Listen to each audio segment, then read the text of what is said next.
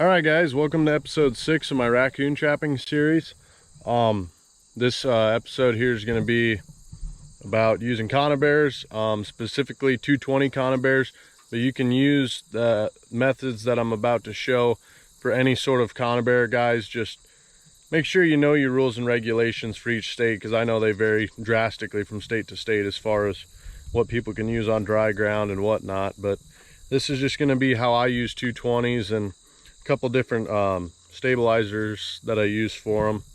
I'll kind of just show you guys. I went over it in my equipment video, but I'll cover it again.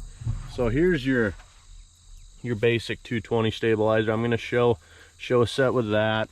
I use muskrat stretchers. I cut off the bottom. I got that idea from Iowa Trapper. It works really great. And then the setup I got going on my 220, guys, is, you guys can see, I got a long cable here running to my trap. I run 4 foot of cable on my 220s. I also got that idea from Iowa Trapper. I think his are a little longer than mine, but I like that long cable, and I'll show you guys why here in a second. So anyways, guys, I actually found a coon trail here. If you guys can see that, we're still summertime, so it's pretty faint yet, but there's a little tunnel going down through the grass here. So I'm gonna use their trail here to kind of show you guys how I'd set this up. So anyways, guys, I'll get this camera set up here for you, and we'll throw in a mock set here. All right, you guys, so I got the camera kind of set up here. This first set's going to be with your standard 220 stabilizer that they sell everywhere, basically. I'm going to show it with that, but I'm going to show you guys the purpose of why I use these long anchors on these particular sets here. So if you guys can see, I'm kind of in the middle of the trail right now. But here's the trail right here, guys. Right where my pogo driver is, that's the trail. I'm going to take this pogo and I'm going to go over to the side of this trail over here, about 2.5 or 3 feet. Okay, we're on the trail right now. We're going to go over here. I'm going to stake it all the way over here, guys. Usually I'd put it in farther than that, but our ground's really hard right now. We're still pretty dry here, so you guys can see that trap staked over there. Trail's back over here. Just make sure I got this baby back on the trail. Yep.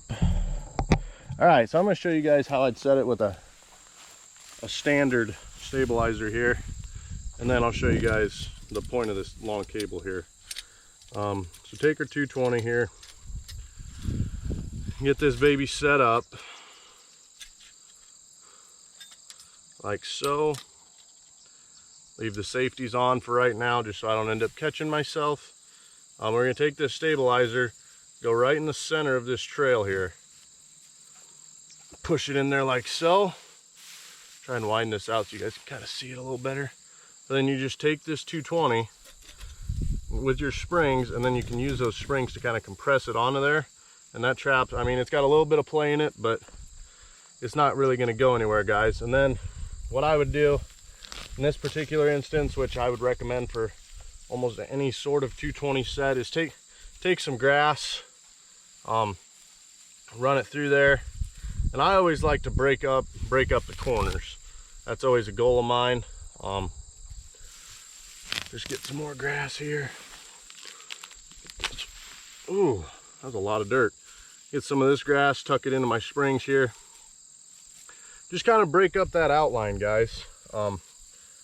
That's exactly how I'd do it. I'd take the safeties off, and that'd be good for a coon, I'd say. So I'll just kind of give you guys a closer look of what it looks like as far as a raccoon standpoint here. I can get this out of the ground. The coon will be coming down this trail. That's what he's gonna see right there, guys. I mean, it blends in just right. He's gonna hit those springs just like or the trigger just like he's walking through a bunch of grass, and he's gonna be a caught coon. So anyways, guys, oh, I gotta show you the point of my long cable here. I'll get you set back up here. So when I catch this raccoon in this trap here, again, guys, I got this idea from Iowa Trapper. I don't take credit for this long thing by any means, but when he gets caught in this trap, this trap's gonna go off. He's gonna be a caught coon right here. But he's gonna flop a little bit, and when he does, he's gonna flop himself right out of the trail, and this will still be a flowing raccoon trail right here, guys. So that's the point of that. There's no smell of death or anything in the trail. And it works really good. But now I'm gonna show you guys the use of a muskrat stretcher here. So stay tuned, guys. I'm gonna go grab my stretcher. All right, you guys, so we're still at this same old trail here. I've kind of stepped all over it, so it's kind of hard to tell, but we're just gonna call this our trail right here. This is still the original coon trail, right in here. So here's what we're gonna do with this muskrat stretcher, guys. We're gonna take our 220 again. We're gonna get her set up and ready to go. Guys, I'm not pulling the safeties off just because it's not trapping season, and I don't want to catch myself for you guys. I know it might be funny, but I don't really want to do that. So what I'm gonna do is I'm gonna take this muskrat stretcher. Again, I got this from Iowa Trapper. I'm gonna compress these springs, or this stretcher, and run it through the springs of this 220, and then just get my 220 about where I want it on that stretcher, and then put it right dead center of that trail right there. About 2 or 3 inches off the ground, guys. It all depends on the steepness of the trail, but I'm going to show you guys the best part about using a stretcher. So you get some grass, just like the other one. You can take it, tuck it in the side, same as the other one. But here's why I like it.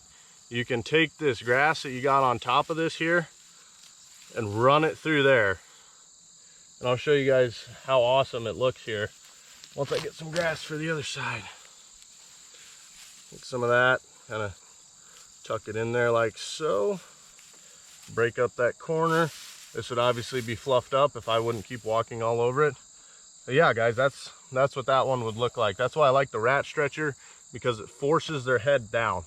So I'll show you guys what this kind of looks like from a coon's eye view here. He's coming down this trail. Oh, got to force his head down to go underneath of there, and bam, he's caught. So that's definitely how I'd set up this particular area right here. I got a pretty good little funnel on the other side I'm going to try and get you guys set up in, and I'll show you how to set a little tunnel in the grass, the hidden tunnels that these coon just love to run. So anyways, guys, I'm gonna move over here to the other side and show you guys a different way to set them up. All right, guys, so you can see the tunnel I was talking about earlier, just going through the grass there. I'll show you how I'd set this up with a 220. This is an ideal 220 location. This is actually just coming out of culvert here, and these coon are just running underneath this grass. These trails are actually really important to find, guys, but you'll never find these if you don't go down into that ditch.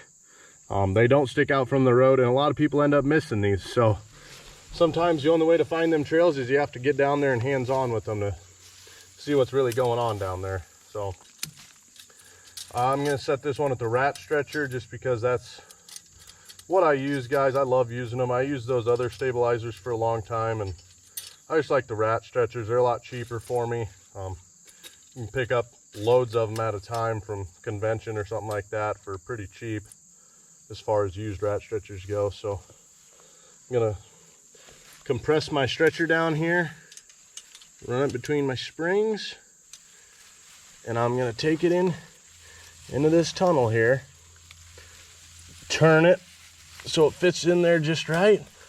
Then I'm gonna get my 220 down to the level I want it, just like so. And as you guys can see, it's really not gonna take a whole lot of brushing in for this.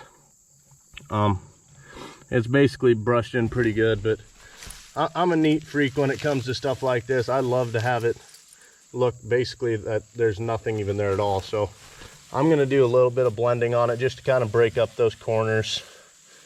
Just probably lay a little bit over this corner, kind of fluff this stuff up on the side over here, and bam. That's how I do that one, guys. Really simple and easy set. That's probably gonna take a lot of coon here. I'll actually probably have this set up the exact way here come trapping season, but that's what we're looking at here, guys. Looks good to me. So anyways, guys, that concludes my episode about conibears. Just make sure you're using the legal size of conibear and you're using it the legal distance away from a residence if you're using them. I know in Iowa we got to be 200 yards away from an inhabited building, so just stay legal, guys, when using them. They're a very great trap. Keeps everything nice and clean and fluffy. So anyways, guys, I'll see you on the next one.